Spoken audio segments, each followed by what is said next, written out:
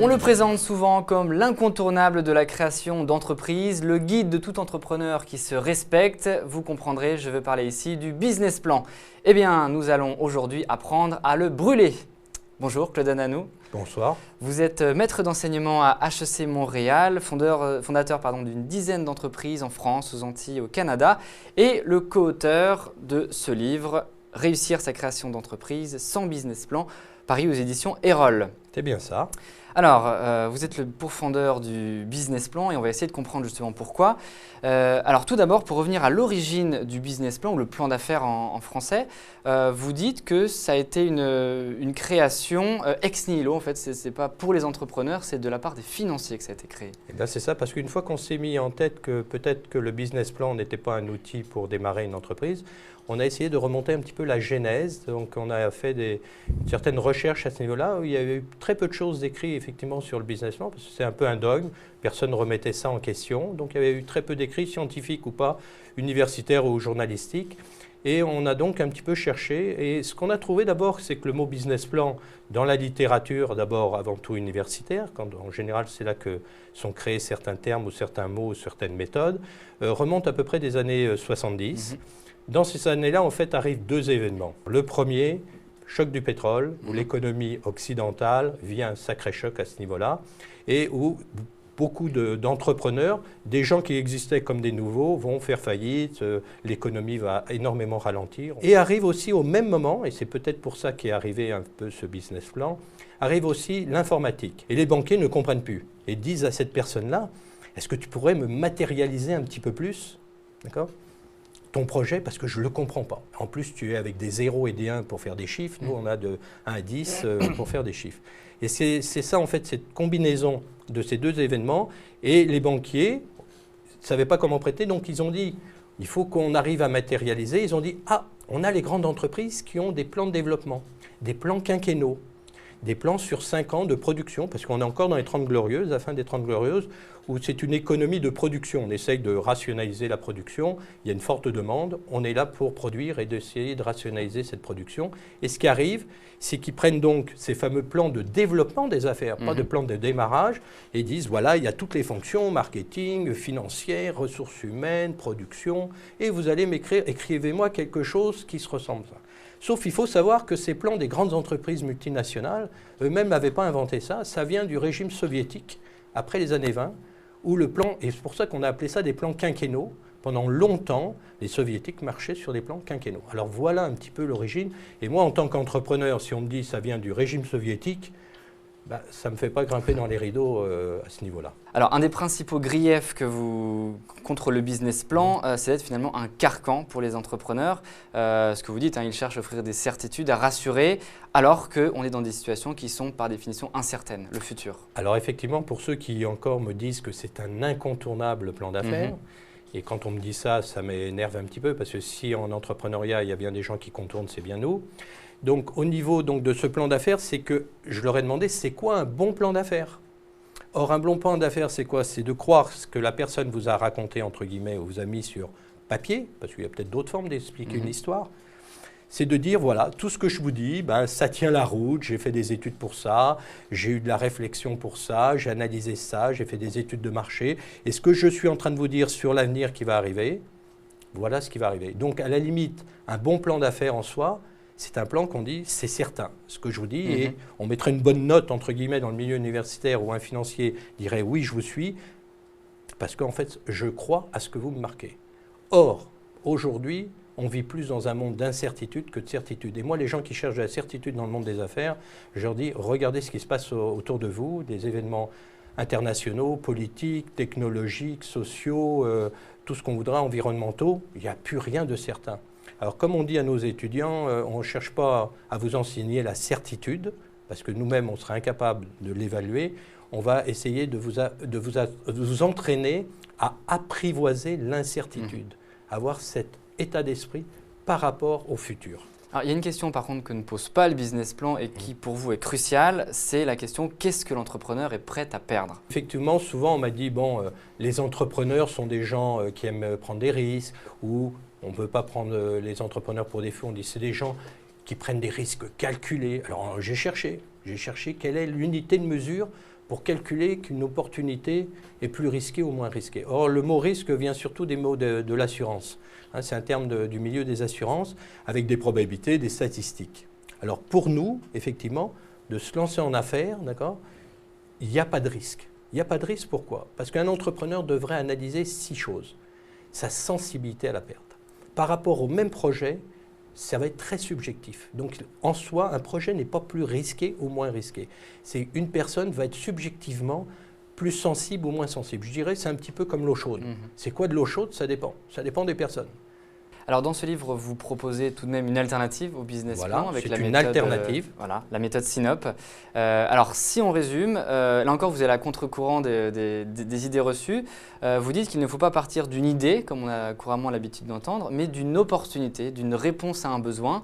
Et cette opportunité, on ne la trouve pas, on la crée. Exactement. Alors expliquez-nous. Alors le même livre a été publié en janvier 2010 au Québec et le titre c'était de l'intuition à votre projet d'entreprendre. On a changé là pour pas que ça soit de même titre et il y a beaucoup de modifications de toute façon dans cette nouvelle édition française. Alors effectivement, souvent beaucoup d'ouvrages en entrepreneuriat et en plan d'affaires, il y a plus de 19 000 livres qui ont été écrits, comment écrire un plan d'affaires pour vous dire. Souvent, c'est de l'idée au projet. On parle toujours d'idée. Or, une idée, c'est souvent qu'est-ce que je veux faire, le what, le quoi, ça va être quoi. Or, nous, on a dit on a mentionné dans notre titre québécois, qui n'est pas ici, mais qui est à l'intérieur, de l'intuition. Or, ce n'est pas l'intuition de faire quelque chose, c'est de l'intuition d'un besoin. Donc, pour nous, au départ, un entrepreneur doit se mettre dans cette attitude de dire « je crois, j'ai une intuition, plus ou moins juste, et je vais la vérifier, je vais la peaufiner », de dire je crois qu'il y a un problème, il y a un besoin qui existe et ma solution va remplir. Alors même ce besoin, donc nous on démarre avant tout sur le besoin. Beaucoup de plans d'affaires parlent très peu du besoin ou parlent accessoirement à un moment on retrouve oui je vais faire un restaurant parce que les gens doivent manger. Et ça c'est beaucoup plus dommageable entre guillemets de partir sur une idée comme ça parce que nous on a carrément développé et là on revient un petit peu aussi en contradiction avec certains, on dit on ne crée pas de besoin non plus. D'accord ? Les besoins sont là. Mais on appelle ça la molécule du besoin. Aujourd'hui, les besoins sont complexes. Donc c'est comme une molécule chimique qui est composée d'atomes où chacun de ces atomes sont des besoins de base du consommateur. Et un bon entrepreneur doit être une personne qui est capable de comprendre cette molécule qui est composée donc d'atomes qui représentent des besoins de base, de quantifier aussi tel besoin, comme on dirait Y3, H8, je ne sais pas quoi, en chimie, et de quantifier ça. Et comme je dis souvent, en tant qu'entrepreneur, ça c'est mon travail, d'être meilleur que le consommateur pour expliquer son besoin. Parce que moi, je suis spécialisé dans ce besoin-là. Alors que le consommateur, qu'il soit client B2B ou B2C, lui, il en a plein de besoins. C'est la phrase de Steve Jobs. Les clients ne savent pas ce qu'ils veulent tant qu'on ne l'a pas sous les yeux. Complètement. Je vous dis, on n'a rien inventé à ce niveau-là. Il y a d'autres personnes qui ont prouvé que c'est comme ça que ça marche. Alors, il y a une autre idée reçue que vous battez en brèche. Vous dites qu'au tout début, il ne faut pas s'adresser à un vaste marché, mais il faut cibler une niche, une toute petite… Alors, si on pense avoir une intuition d'un besoin, on va commencer au départ à ce qu'on appelle, nous, nos accros. Les gens qui ont effectivement ce besoin de façon exacerbée, importante, qui sont des spécialistes même à la limite de ce besoin. J'appelle ça nos accros, qui sont dans leur hiérarchie de besoins, eux, c'est leur priorité dans la vie. Et effectivement, ces gens-là, on doit même être capable de mieux expliquer le besoin qu'eux peuvent le faire, mais parmi ceux qui auraient ce besoin-là, eux sont des spécialistes. Et si notre solution les convainc, si notre solution arrive à les satisfaire, vous allez comprendre que ça va être nos premiers moteurs. D'abord, ce sont des gens qui en consomment plus au niveau de la solution, étant donné que ce besoin-là est prépondérant chez eux. C'est des gens en général qui ne négocient pas trop sur le prix, si ça leur convient, vu que c'est leur besoin. Si ça leur convient, ils vont en acheter ou quoi que ce soit. Donc, c'est souvent des gens qui ont des blogs, c'est souvent des gens qui ont une notoriété par rapport à ce besoin. Regardez dans votre environnement, à un moment, on a un copain qui est spécialiste dans un domaine, on lui dit « Qu'est-ce que tu en penses? J'achète telle voiture, j'achète tel ordinateur, je vais dans tel restaurant, toi tu t'y connais, c'est bon, c'est pas bon. » Donc ça va être nos meilleurs vendeurs au début. Donc on focalise, nous, sur ces accros qui représentent à peu près 5% de notre marché potentiel de gens qui ont ce besoin, mais les autres, ça sera plus tardivement qu'on ira les voir. Alors, à la fin du livre, vous soulevez une question qui est un peu plus philosophique sur les entrepreneurs. Chez tous les hommes, en fait, vous dites que le premier homme sur Terre, l'homme des cavernes, était aussi un entrepreneur. Oui. Alors que l'homme des cavernes était un entrepreneur, ce n'est pas moi qui l'ai dit, c'est Muhammad Yunus. Et j'en suis convaincu dans le sens que souvent on me dit « Ah ouais, mais tout le monde n'est pas né pour être un entrepreneur ». Et là, pour moi, c'est une aberration aussi. Pourquoi? Parce que d'abord, il y a autant de types d'hommes qu'il peut y avoir de types d'entrepreneurs. Et je suis convaincu, moi, que tout homme, au fond de lui-même, a une graine d'entrepreneur. Peut-être de pissenlit, une graine de chêne, une graine d'orchidée, et qu'il faut développer cette graine-là à son niveau et l'aider. Et c'est souvent la question que je pose, c'est si l'être humain n'a pas cette graine d'entrepreneur au fond de lui, il est fait pourquoi pour être sur la Terre? D'être salarié. C'est nouveau dans l'histoire de l'humanité d'être un salarié, d'être un employé. D'accord? Alors je crois que dans chaque homme, là, il n'y a aucun employé. Et on va dire oui, à un moment, il y a des gens, effectivement, qui préfèrent être salariés pour X raisons. Mais dans la nature de l'homme, là, vous demandez à un salarié au fond de lui-même, il aimerait bien être autonome, responsable, avoir une initiative, être maître de sa vie, avoir les mains sur le volant de sa voiture et non pas d'être un simple passager dans l'autobus arrière. Claude Ananou, une petite dernière question sur l'actualité. Ce n'est pas une petite dernière question d'ailleurs parce que c'est une grosse question sur la polémique des pigeons qui s'est déroulée en France il y a quelques semaines. Ces entrepreneurs français qui se sont révoltés contre la réforme fiscale du gouvernement. Vous, vu du Canada, votre pays où vous habitez, qu'est-ce que vous en avez pensé et qu'est-ce que vous pensez justement d'un point de vue plus global de l'écosystème entrepreneurial français versus le modèle anglo-saxon? Le modèle anglo-saxon. Alors je vais vous dire, des pigeons, il y en a partout. Parce que nous aussi, malheureusement, depuis le mois de septembre, on a un nouveau gouvernement, Parti québécois, qui est un peu plus de gauche que le Parti libéral. Et ils ont eu la même réaction un petit peu que, je crois, le Parti socialiste. Là. On va taxer les riches, on va taxer la plus-value. Bon. Alors pour moi, il y a déjà deux choses à bien distinguer entre les entrepreneurs et des gens qui sont financiers, spéculateurs, investisseurs. Je crois qu'une personne vraiment qui crée son entreprise, qui part de rien, amène à la société de la plus-value, amène de la création d'emplois, développe une économie régionale ou quoi que ce soit. Donc ce sont des moteurs, ce que j'appelle des moteurs de la société. Et ces gens-là ne doivent pas être taxés comme on pense, de dire ils vont devenir riches ou quoi. Ils sont partis de rien.